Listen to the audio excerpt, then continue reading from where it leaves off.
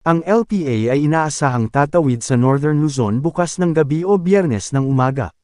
Mababa pa rin ang tsansa na maging bagyo ito. Unti-unti nang makakaranas ng pag-uulan ang ilang bahagi sa Luzon dahil sa papalapit na LPA na siyang hawatak muli ng habagat. Kung ito ay isang magiging ganap na bagyo, tatawagan natin itong Bagyong Fabian. Tropical Cyclone Update. Ang Low Pressure Area, LPA, namataan sa layong 245 kilometers. Silangang hilagang silangan ng Virac, Catanduanes, ay nananatiling mababa ang tsansang maging isang bagyo sa susunod na 24 na oras. Mga dapat malaman: Low Pressure Area, LPA-08A, Invest 96W. Sa ngayon, nananatiling mababa ang tsansang maging isang bagyo sa susunod na 24 na oras. Nakakaapekto ito ngayon sa Bicol Region, Ilocos Region, Cordillera Administrative Region, Cagayan Valley, Calabarzon, Occidental Mindoro, Oriental Mindoro, Marinduque, Romblon, at Visayas.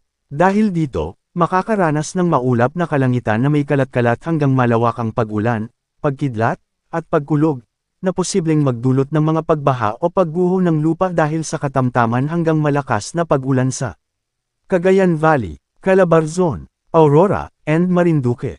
Dahil din dito, makakaranas ng maulap na kalangitan na may kalat-kalat na pag-ulan, pagkidlat, at pagkulog, na posibleng magdulot ng mga pagbaha o pagguho ng lupa dahil sa katamtaman hanggang kung minsan malakas na pag-ulan sa Bicol Region, Metro Manila, Visayas, Ilocos Region, Cordillera Administrative Region, ang nalalabing bahagi ng Central Luzon, Occidental Mindoro, Oriental Mindoro, at Romblon. Southwest Monsoon o Habagat. Nakakaapekto ito ngayon sa Palawan at Mindanao.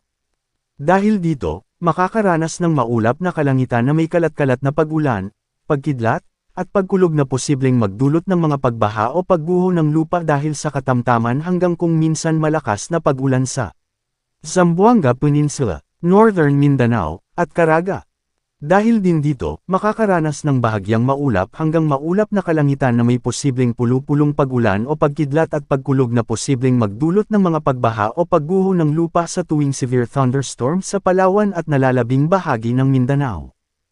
Paalala, posibleng magbago pa ang forecast. Pinapaalalahanan ang lahat na manatiling updated sa lagay ng panahon at sa posibleng tatahakin at magiging lakas ng sama ng panahon sa susunod na mga araw. Manatiling nakatutok sa Weather Balita para sa bago pang updates. Don't forget to subscribe.